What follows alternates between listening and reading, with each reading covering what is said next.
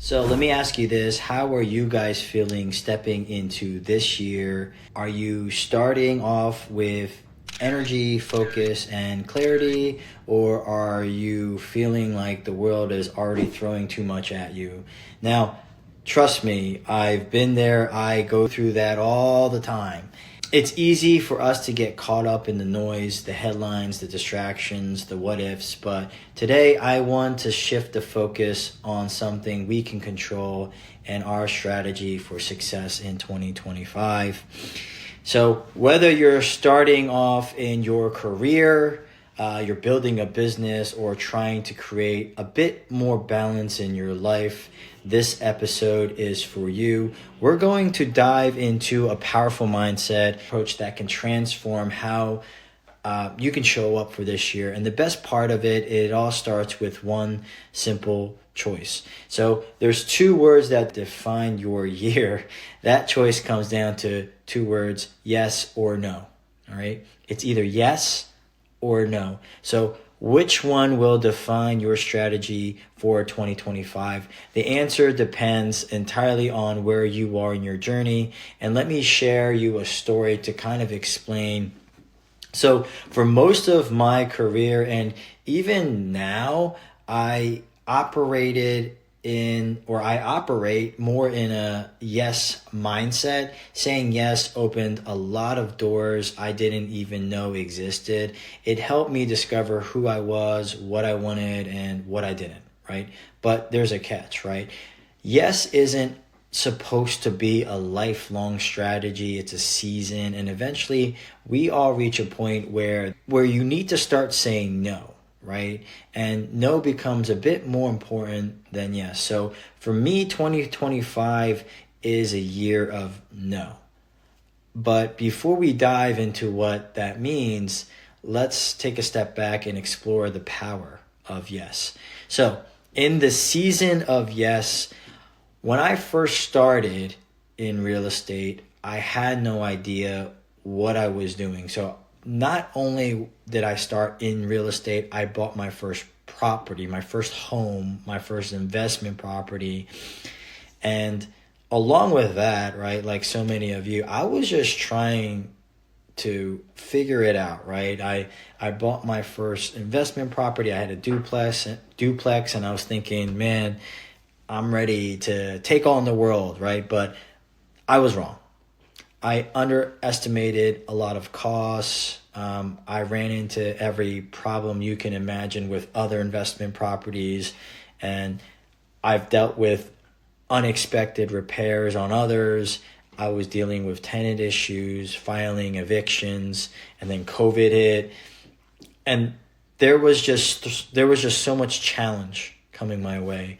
And looking back, right, I probably didn't those investments were far from perfect, but they were perfect teachers. Saying yes to those properties forced me to learn, adapt, and grow.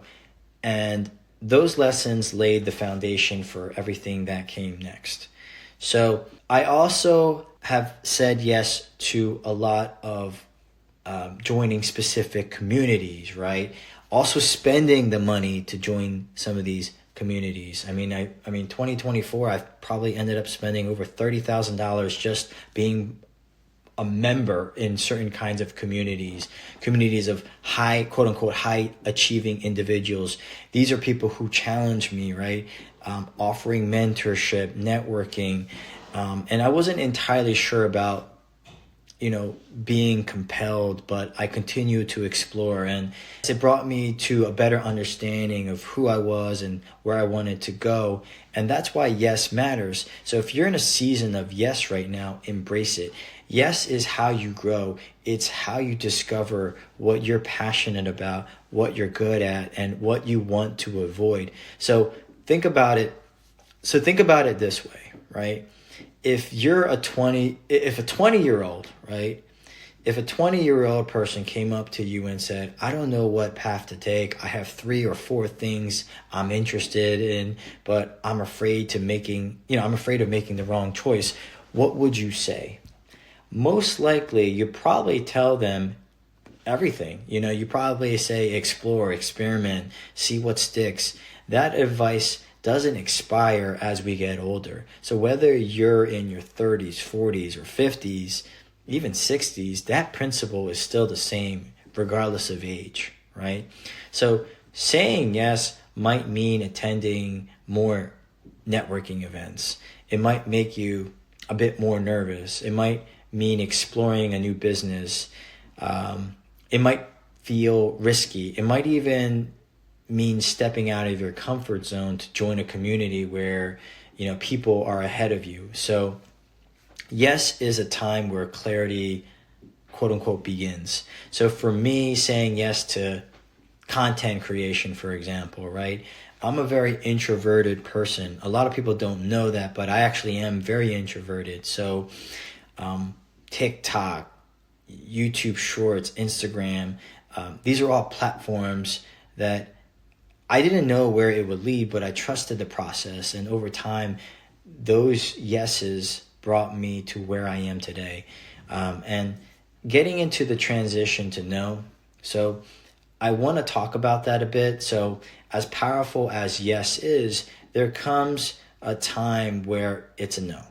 For me, that time, for certain things, it's now, right? I've reached a point of clarity where I know that I want to focus on and what I need to let go. And that means saying no a bit more. So saying no isn't easy, especially for me, and it requires discipline, self-awareness, and a willingness to disappoint people, especially people who you love and you really care about. But it's also one of the most liberating things you can do. And I'm starting to realize that because it clears the clutter, right? I feel like Marie Kondo almost, right? With all the clutter that I have. But anyway, it clears the space for deeper focus and alignment. And most importantly, it allows you to prioritize what truly matters. So I want to share like a segment that I got from a podcast or a quote. It kind of hit me. Well, he said, you only get tomorrow once. And who do you want to offer it to? So let that sink in for a moment. It's not about what you're going to do tomorrow. It's about who you're going to spend it with. And for me, the answer is clear. My family, my community, and the people I'm here to serve. So you really want, there's a term for it in Japanese, ikigai. One of the tools that helped me find this is the clarity of this Japanese concept of ikigai, right? If you're not familiar with ikigai, it's the intersection of four things, right? What you're good at, what you love doing, and what you can get paid for, and what adds value to others. So when you find all four of those things, you find your purpose. So for me, my ikigai is being a storyteller, right? A connector and a visionary creator. So those words guide everything I do. They remind me to focus on what aligns with my strengths, passions, and purpose. So if you haven't discovered your purpose yet, take some time to reflect what your natural strengths are, what activities light you up, where do you add the most value, and if you're feeling stuck, don't hesitate to ask help. I've had help from mentors, coaches, and even like ChatGPT. These are all can provide valuable insights. The other thing that I've learned is this concept of a hell yes standard, right? Another concept that shaped my thinking is the hell yes standard from, I think it's from the same podcast that I heard. And he talks about if it's not a hell yeah, it's a no, right? That's a powerful filter for decision making. But here's the catch. You only get to hell yeah after saying yes to a lot of maybes. So you have to explore, test, and experiment before you can confidently say no. So for example, in my real estate journey, for example, I said a lot of yeses to not the greatest deal. I said a lot of yeses to tenants that maybe I shouldn't have accepted. I said a lot of yeses to networking events. I said a lot of yeses to clients that probably shouldn't have been clients, right? So I discovered what I loved and what I didn't. And that clarity allowed me to transition to a no mindset, focusing on the areas where I could make the biggest impact. So your challenge for 2025, as we kind of wrap up here, I want to leave you with a challenge. So take a moment to reflect on where you are in your journey. Are you in a season of yes, where you need to explore and experiment, or are you ready to step into a season of no, where you focus deeply on what matters the most? So neither is right or wrong. It's about what aligns with your goals. And I will be the first person to admit that I am still falling into that yes category and transitioning into some things as a no, right? And remember, this isn't a decision you make once and you forget about. It's a process. So check in with yourself regularly, reevaluate your priorities, and don't be afraid to adjust your strategy as you go. So if this episode resonated with you, I'd love to hear your thoughts and share your comments, and also leave a review. And thank you for tuning in. And as always, I'll see you next time. Stay focused, stay inspired, and let's make this an incredible year. John Lee Real Estate, find you the best rates all throughout Philly like Schuylkill Expressway. Talking to people who out of the 215, even the 267, who always helping like, oh, no time for no student.